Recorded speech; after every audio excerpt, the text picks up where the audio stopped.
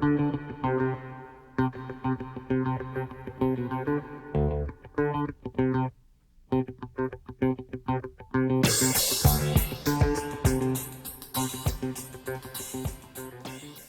order DeKalb County Board of Education business meeting Monday, June 2nd, 2014, 7 p.m.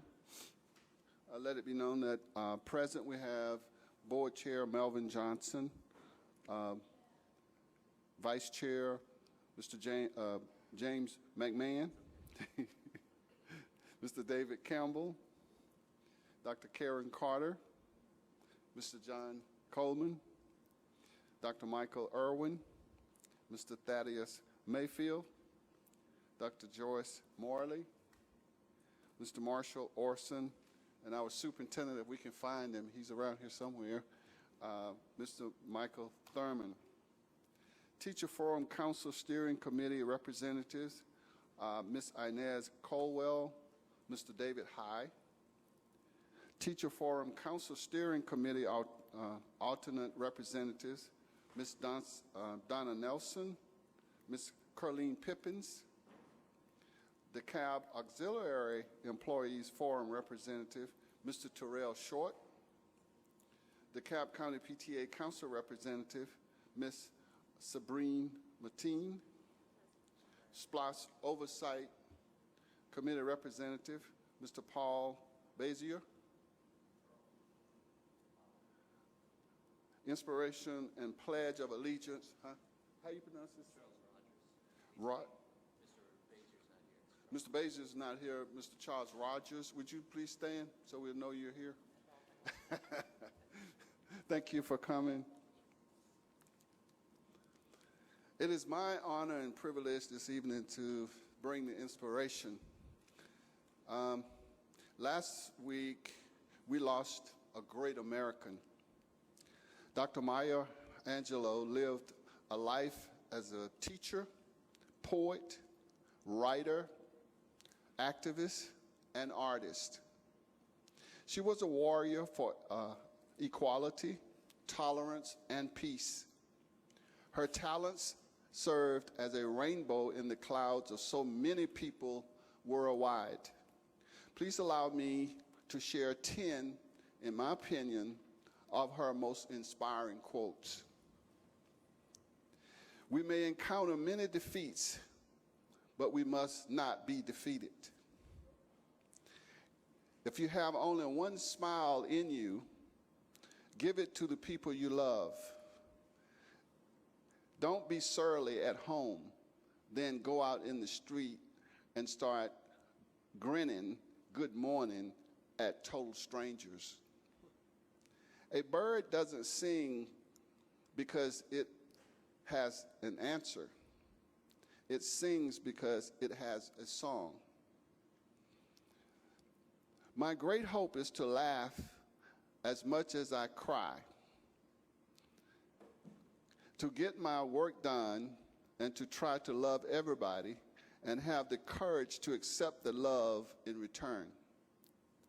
Life loves to be taken by the lapel and told, I am with you, kid, let's go. Education helps one ease being intimidated by strange situations.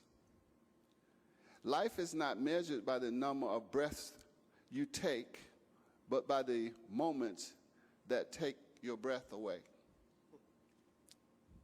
I've learned that people will forget what you said. People will forget what you did, but people will never forget how you made them feel. If you don't like something, change it. If you can't change it, change your attitude. I've learned that you shouldn't go through life with a catcher's mitt on both hands. You need to be able to throw something back. I hope these quotes be an inspiration and serve as a rainbow in our daily challenges as we serve the boys and girls of this great school district. Please stand for the pledge.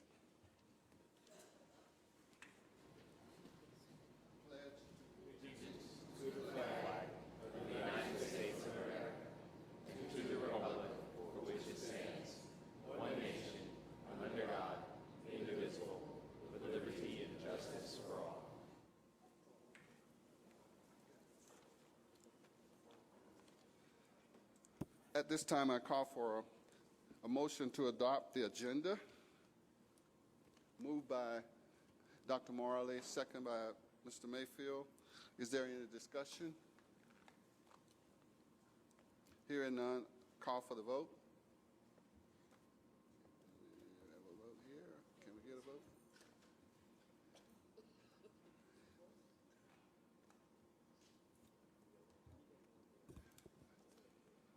Is it okay? Thank you.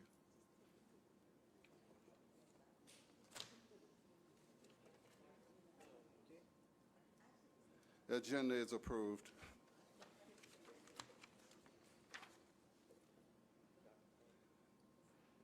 Okay, superintendent's report. Thank you, Mr. Chairman, ladies and gentlemen of the board. I'd like to call on Dr. Thompson, who will make a special presentation of multiple special guests we have with us today regarding a very outstanding accomplishment by one of our elementary schools in the district. Dr. Thompson. Thank you, Mr. Thurman. Dr. Johnson, members of the board, and Mr. Thurman. It is my honor and privilege to recognize one of the best examples of school leadership, parent engagement, student enthusiasm, and stakeholder partnership in the district. First, let's take a look at a recent news clip from 11 Alive. All right, Robert, if you'd play that. Well, there's a big surprise at Chapel Hill Elementary in DeKalb County today. It's going to get a major overhaul thanks to winning the Big School Crashers Makeover Contest sponsored by Georgia United Credit Union. Our Donna Lowry tells us the contest garnered more than 750 nominations from schools that desperately need a new look. Thank you. They're getting nice treats, but something sweeter is on the way. We're here to bring happiness to Chapel Hill Elementary School. Georgia United Credit Union is giving them a School Crashers makeover. Chapel Hill's nomination rose out of more than 750 nominations from schools across Metro Atlanta. I am over the moon with the cow somewhere. I'm looking for a spaceship so that I can come back to Earth. I am too excited. The crash will begin with a fresh look to the front entrance that hasn't been updated since the late 60s. They'll get a boost to the drab lobby, a brighter look to the small office. But the major change they want? Our cafeterias. I once had a kindergarten student. She was afraid to eat in the cafeteria because she said the panther was a very mean-looking panther. For Georgia United, focusing on schools is a natural fit because it started as a teachers' credit union. It's about building stronger communities and bringing people together for a better future for our children. And this lets them know that adults care about their education. For now, they celebrate. At the end of July, the entire community pitches in to voluntarily crash and transform the school just 2 weeks before school starts. I'm just so excited our babies are going to come back to something totally different, something that screams happy. Donna Lowry, 11 Alive News. As you have seen from the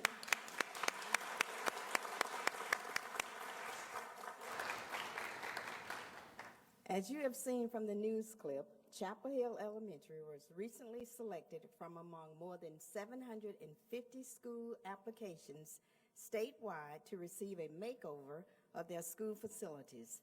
The School Crasher Makeover Program is sponsored by the Georgia United Credit Union in partnership with 11 Alive, Star 94, and 790 The Zone. The initial application was submitted by a parent, Colette Murray, whose son Nicholas is the first grade at Chapel Hill Elementary School. After making the final 20 schools list, a detailed application with specific makeover projects was submitted by Principal LaWanza Smith.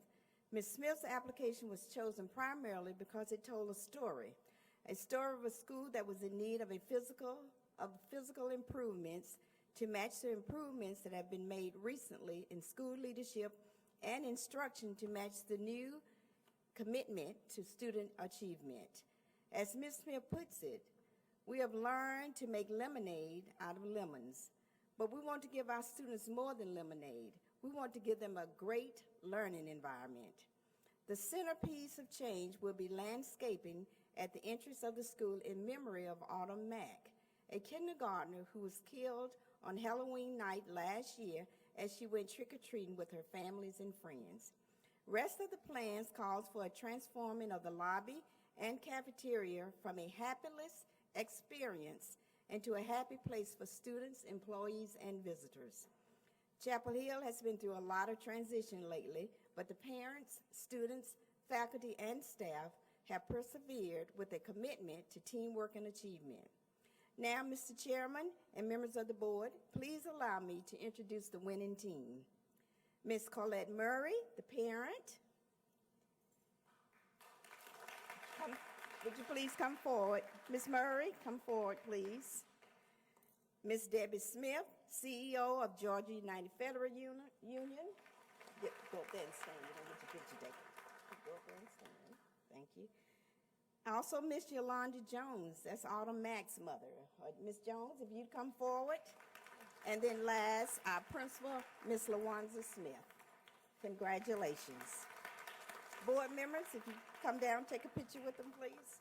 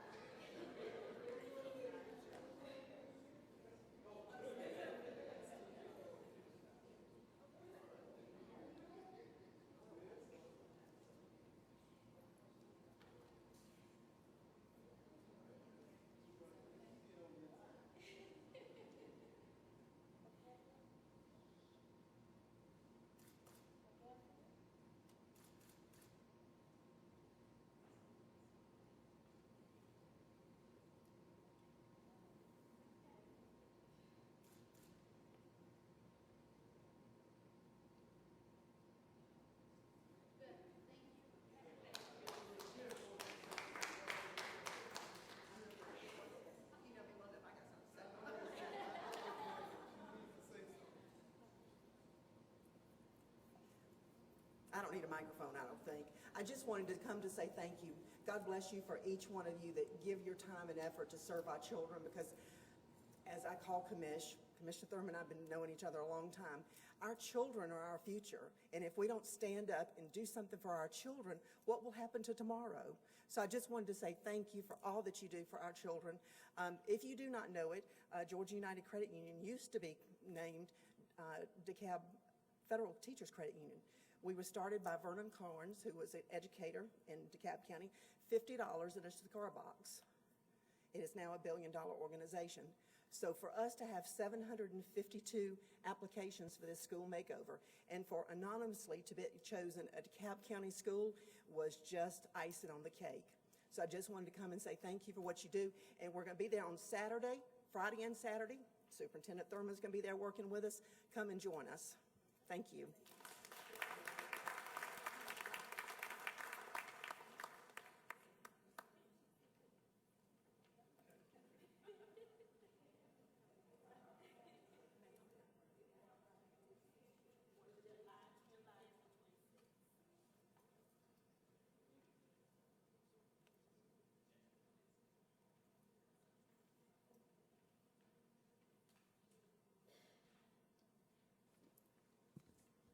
Mr. Chair, if I may, I want to once again thank the winning team from Chapel Hill Elementary, and thank you so much to our wonderful parents.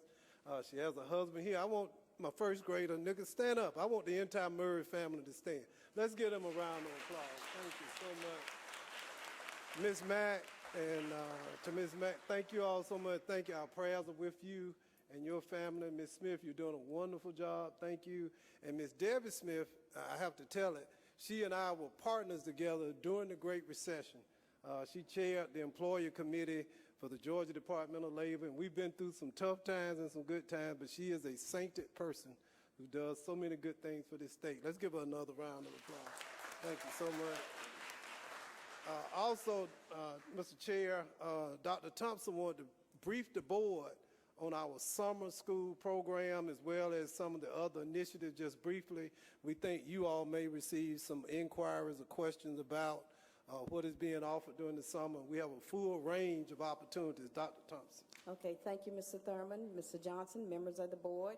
In support of the Bridge strategy, DeKalb students continue to grow academically over the summer. We are pleased to share that as of today, there are approximately 103 sites serving over 20,000 students. The programs include the following: high school remediation program, high school Georgia virtual, ELL program, gifted and enrichment program, extended school year for students with special needs, Title I summer reading program, flexible learning programs, Title I academic camps, summer bridge camps, Title I credit recovery, and after-school extended day summer camps. These programs are being funded with the support of local, Title I, Title II, and RT3 funds.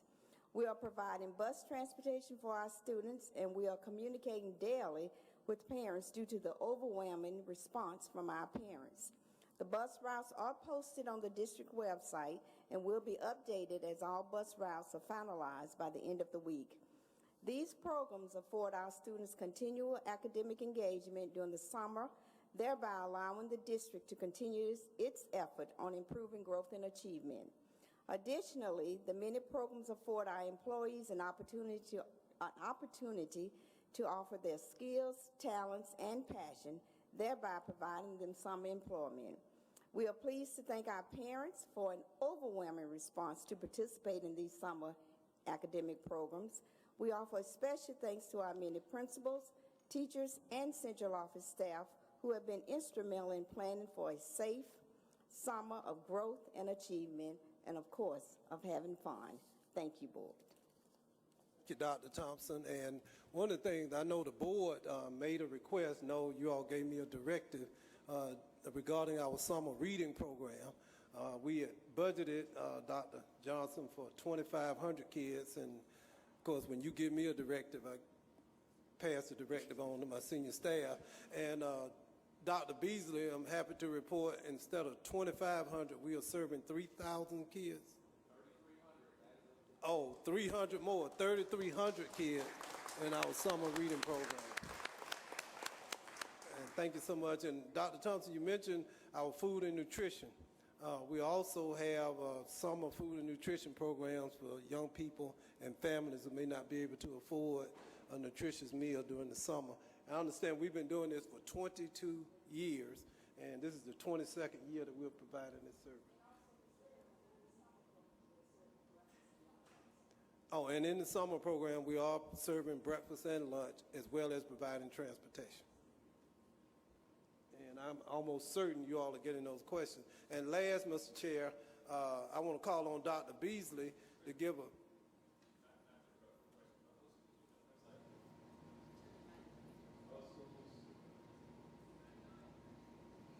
Is your mic on? To the right. Those programs will be on the website, and the schools that they're attached with are going to be on the website also? They're already up there? Okay, thank you. All right, Dr. Beasley, if you will, on our growth and achievement model.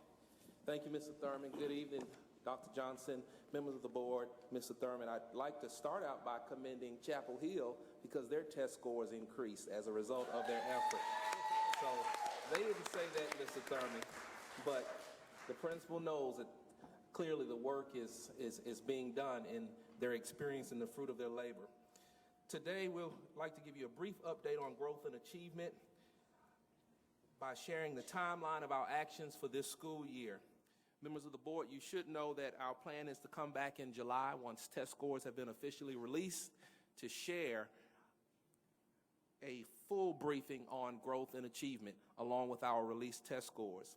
But you should know that we began this process with the development of the 90-day plan, which required a holistic root cause analysis where we went real deep, we went beyond race, and we looked at economic status, and we tried to get to the root cause of what was causing our student achievement to lag over several years.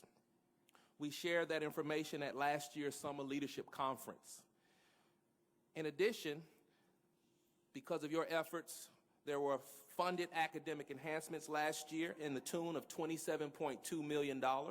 They're listed on your one-pager that you have. To name a few, of course, of new textbook or instructional resources, the purchase of the universal screener, and of $1 million for career pathways, language interpreters, etc. The board, you approved the purchase of the universal screener, which has been instrumental in the diagnosis of reading and math score or deficits throughout the school year. Staff were trained in the use and implementation of the universal screener, all first and second semester. As a result of the 90-day plan and the deep dive into the data, we developed the Bridge Initiative in philosophy, which disaggregated, again, the data beyond race to include economic status. And it also resulted in the restructuring and alignment of federal resources to support the schoolhouse, serving as really the foundation for the growth and achievement model.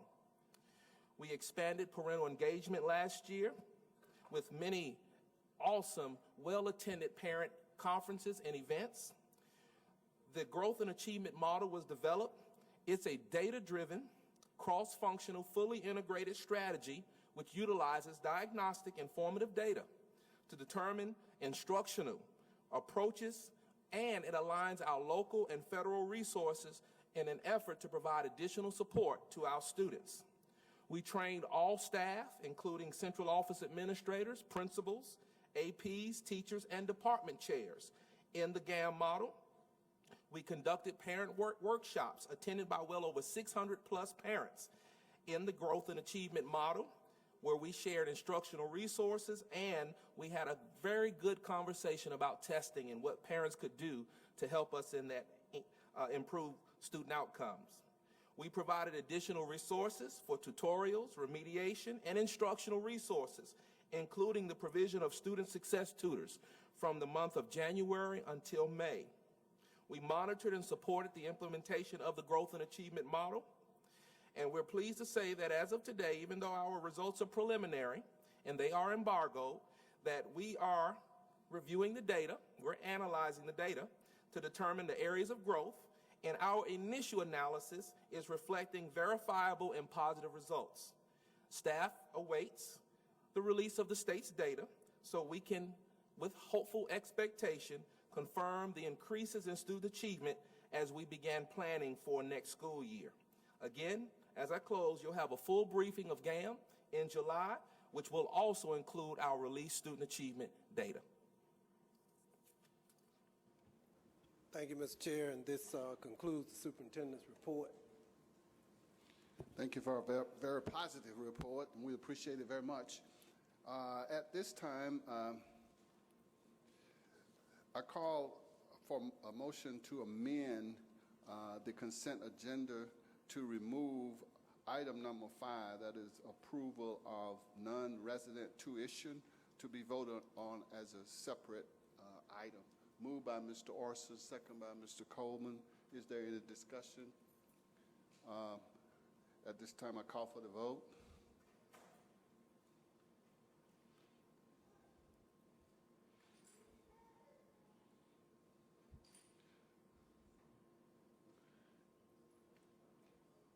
Karen, just raise your hand. It passes 9-0. Okay, at this time, I call for a motion to approve the amended consent agenda. Moved by Mr. Orser, second by Mr. McMahon. Is there any discussion? No. No. Okay.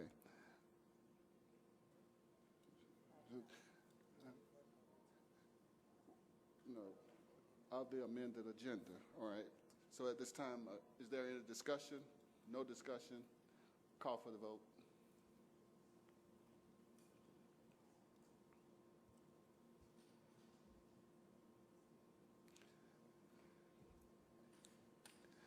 The amended consent agenda passes.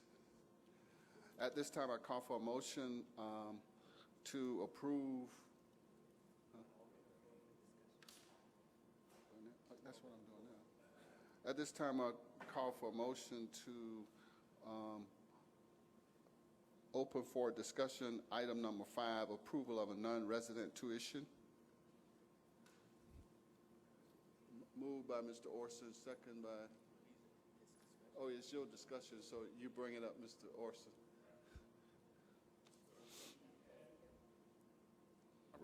We had moved this off the consent agenda because we wanted to get more information from our CFO. It turns out that our policy does conform to the state law. So the real question is, why does the state law put us in this position? So I advocate its approval, but I would also like, as part of this very short discussion, that we ask the administration to begin looking at a strategy to see if they can work with our legislators to give us more flexibility. Basically, the state's dictating what we can charge to other systems, and the way it works is because we're considered a lower cost system, it actually works to the benefit of some higher cost systems, as opposed to allowing us to charge, in essence, what the market would bear, and that is a real reflection of the services and advantages we might provide, particularly in certain student subgroups. So, I favor us passing this resolution because it's in conformity with the law for that tuition, but I would also ask the administration start to look at a strategy for working with our legislative delegation to see about getting relief through legislation next year. You got that, Margaret? Okay. Moved by Mr. Orson, second by Dr. Carter. Is there any discussion? No discussion. I call for the vote.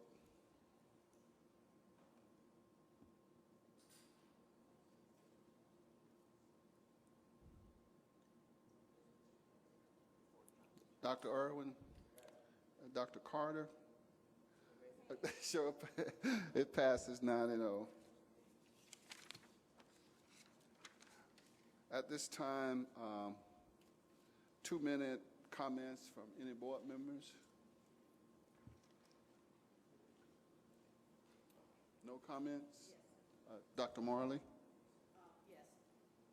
I just want to thank Mr. Thurman, the administration, for all that has been done, the parents and the community through this academic school year. We know it's been a tough year, but we've been working very hard to make sure that students are first and that we actually recognize academic achievement and growth. I want to share with the community, Berean Christian Church is feeding all children 18 and under every day between the hours of 8:30 and 10:30 for breakfast and 1:30 to 3:30 for lunch. So if you're in the area, Young Road area in Stone Mountain, and you want to take your children there, they can get free breakfast and free lunch every day, 5 days a week during the summer. That's good news. Any other comments? Hearing none, please address your announcements.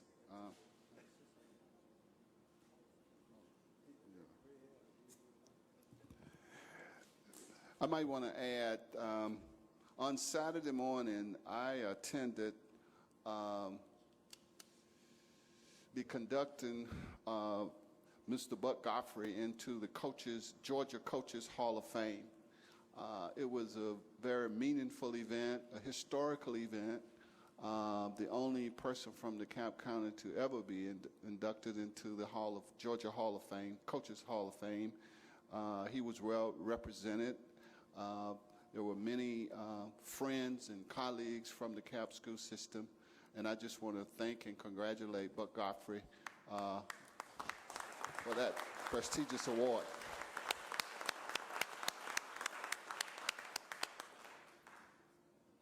At this time, I call for a motion to adjourn. Moved by Dr. Marley, second by Dr. Carter. Is there any discussion? Hearing none, call for the vote. You all have a wonderful evening. It passes.